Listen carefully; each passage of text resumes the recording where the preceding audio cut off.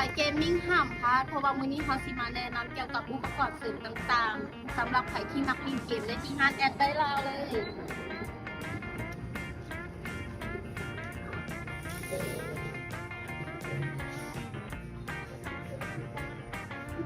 แผ่นทองเมาส์บอลจะเป็นแผ่นใหญ่หรือแผ่นน้อยไผใส่หน้าที่น้อยก็ใส่ตัวน้อยไผใส่หน้าที่หลายแหน่ก็ใส่แผ่นใหญ่สำหรับเมาส์ก็มีแบบหลากหลายให้เลือกทั้งน้อยและใหญ่และมีหลากหลายสีสันเลยสีบัวสีฟ้าสีเขียวแบบนี้เลย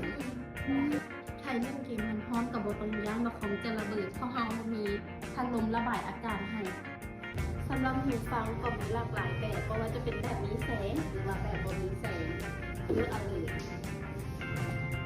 เล่นเกมบอลมืดบ่ต้องย่างว่าจะกดคีย์บอร์ดบ่ถูกเพราะว่าของเขามันเรืองแสงตลอดและสามารถต่อได้แบบ3ช่องทางไม่ว่าจะเป็นแบบไวเลส Wi-Fi และบลูทูธสำหรับโน้ตบุ๊กเขาก็มีลิ้นของลิ้นไวบ่มีกระตุกรุ่นนี้เลยสปอร์ตให้สมีพอแล้วถ้าอยากรู้ว่าของเรามีสินค้าครบและหลากหลายและราคาดีสำหรับเมนเข้ามาที่ออนไลน์หลายสาขาในโลกเลย